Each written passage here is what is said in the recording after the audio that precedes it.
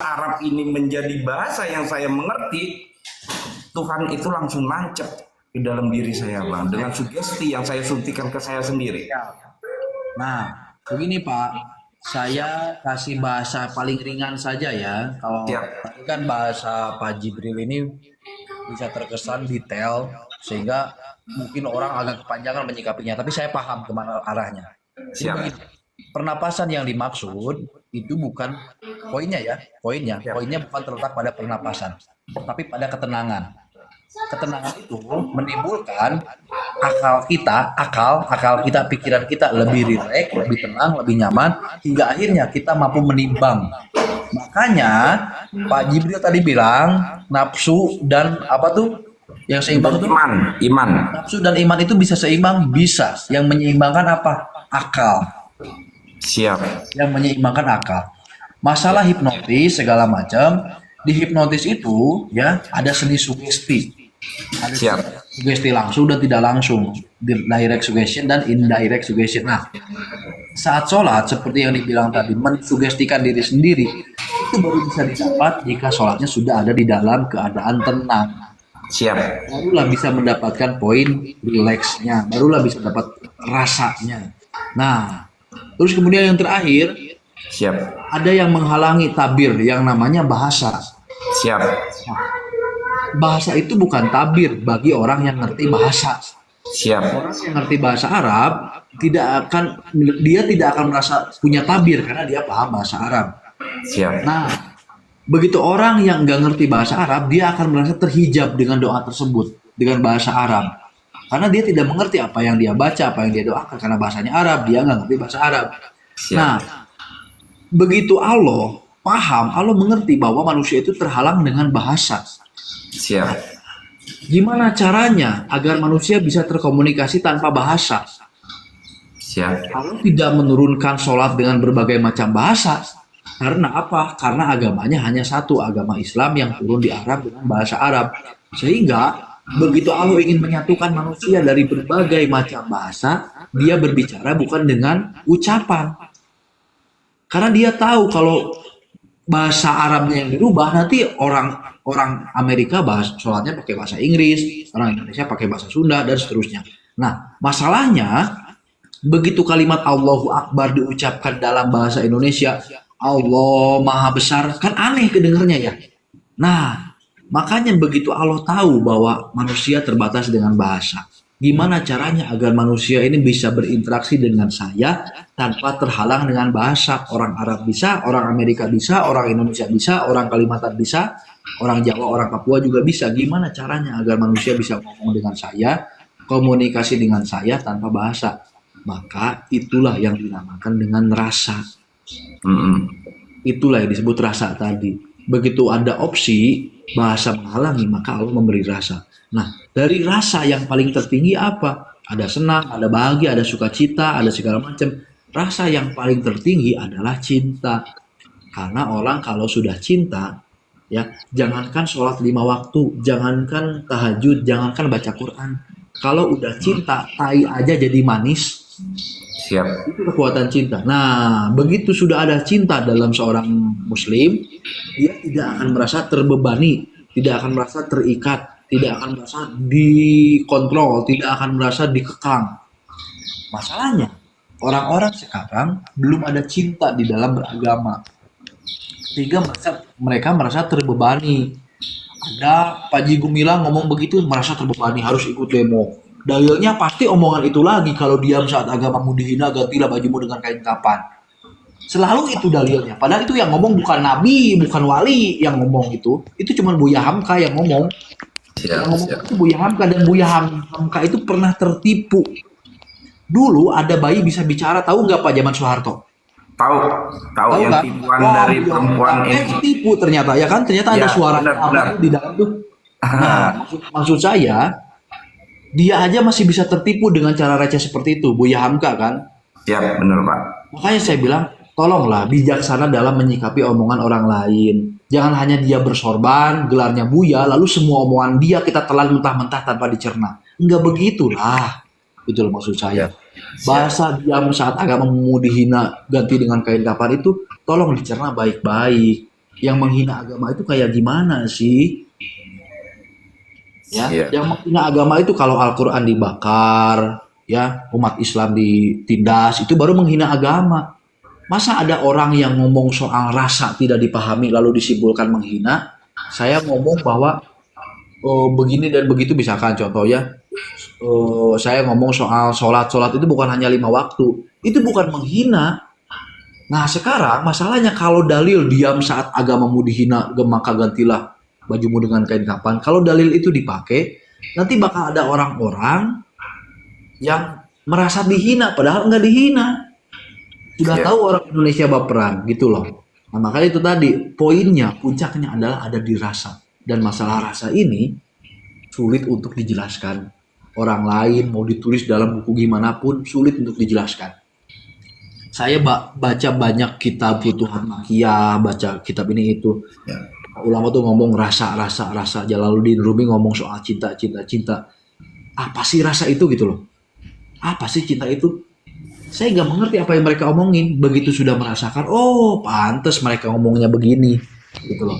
Oh pantas ngomong cinta itu manis. Oh pantas ngomong cinta itu nikmat. Ternyata ini rasanya. Nah orang-orang sekarang banyak yang tidak ke sana karena terlalu sibuk menyalahkan, terlalu sibuk membetulkan orang lain, terlalu sibuk meluruskan orang lain. Dirinya sendiri beloknya kejauhan. Makanya saran saya untuk kita semua, termasuk untuk saya pribadi, ayolah dulu kembali, udah deh, begini aja, ini pikiran radikal saya.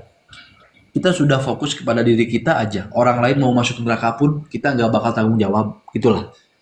Jadi biar kita disibukkan dengan memperbaiki diri kita sendiri. Orang lain mau masuk neraka pun kita nggak tanggung jawab kok.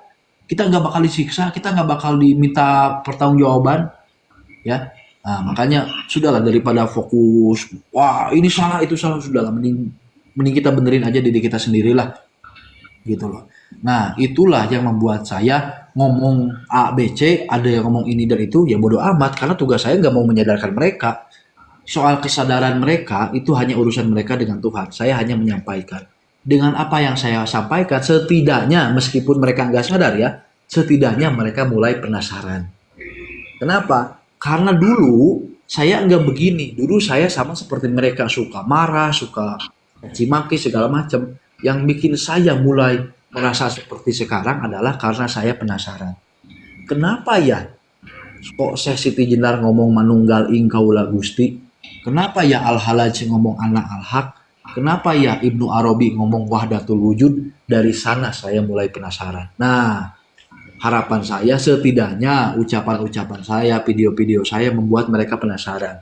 Dan kalau mereka penasaran, mereka akan mulai mencari siapa jati diri mereka. Itu poin saya. Siap. Saya izin Ya. turun dulu ya, Bang Kusumayang. Siap, monggo. Terima kasih semuanya. Assalamualaikum. Waalaikumsalam.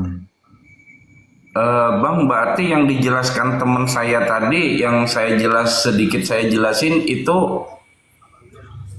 sangat jauh salah, maksudnya salah atau gimana, Bang? Tidak ada yang salah, tidak ada yang benar. Ya, kita menyebut salah karena kita belum nangkep maksud dia apa. Gitu aja. Siap. Karena dalam sebuah omongan, orang itu kalau sudah ngomong itu bukan hanya omongan loh. Omongan itu bersumber dari pengalaman, bersumber dari perasaan, bersumber dari peristiwa, ya kan? Oh, siap. Saya ngomong A karena saya sudah mengalami, sudah merasakan peristiwanya, sudah tahu rasanya, sudah paham pengalamannya. Nah, saya punya pengalaman, peristiwa, dan perasaan. Akhirnya saya mengatakan, nah, yang saya sampaikan kepada Pak Jibril ini hanya kata-kata. Saya Siap. tidak menyampaikan perasaannya karena tidak mampu disampaikan. Saya tidak bisa menyampaikan pengalamannya karena tidak mampu disampaikan. Saya tidak juga bisa menyampaikan rasanya karena tidak mampu dirasakan.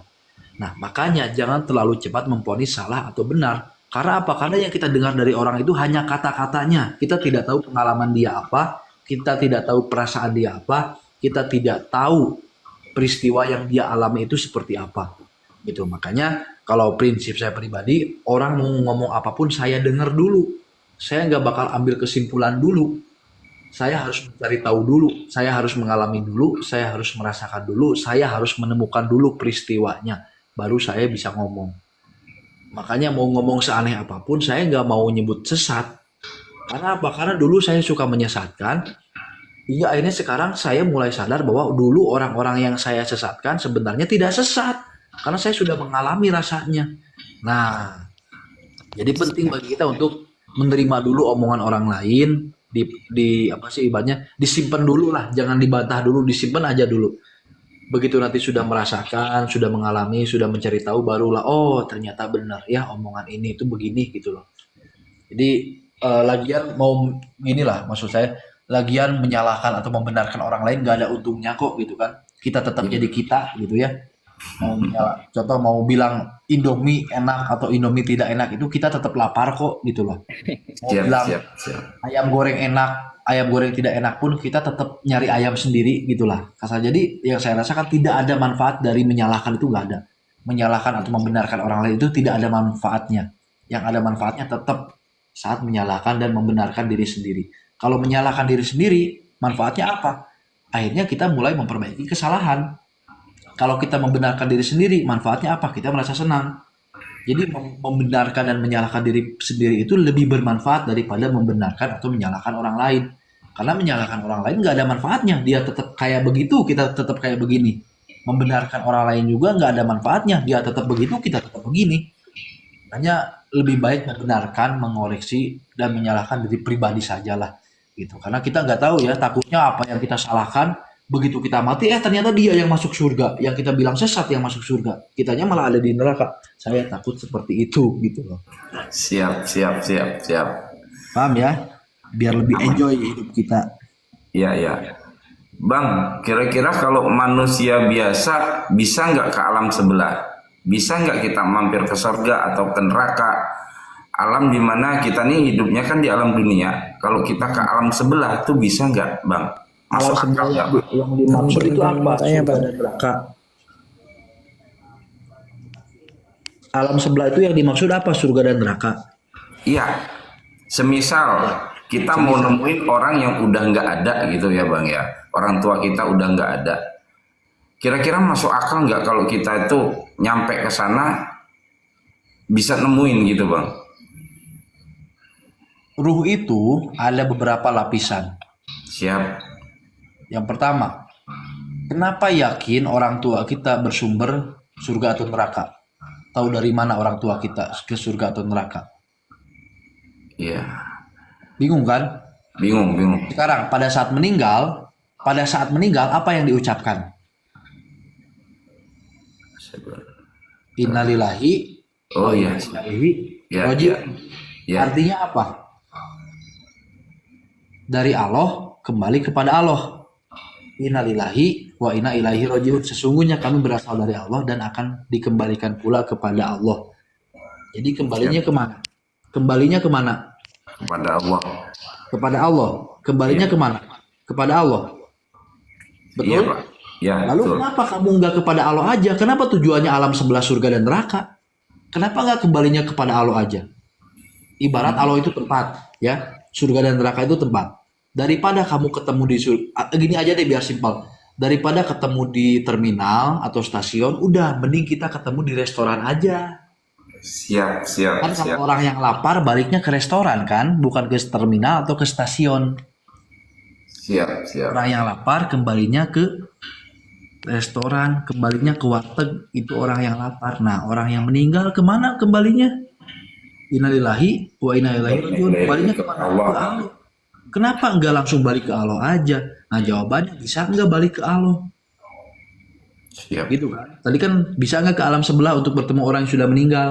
Iya, Nah, siap. saya dibalikin. Bisa enggak ke Allah untuk bertemu dengan orang yang meninggal? Nah, jawabannya kenapa kita ingin bertemu dengan orang yang meninggal? Kenapa? Banyak hal kalau untuk persepsi yang lain kan orang lain kan tentunya berbeda-beda. Kalau saya sendiri ya rindu, Pak. Rindu. Iya. Kenapa rindu? Karena Sayang. sudah tidak ada. Sayang kan? Iya. Cinta. Oke, sekarang begini. Pernah ini bahasanya agak jorok ya, Ya nih. nggak apa-apa, aman. Pak Jibril pernah ngewe enggak? Iya. Pernah. Waktu Iya, klimaks inget enggak ke orang tua?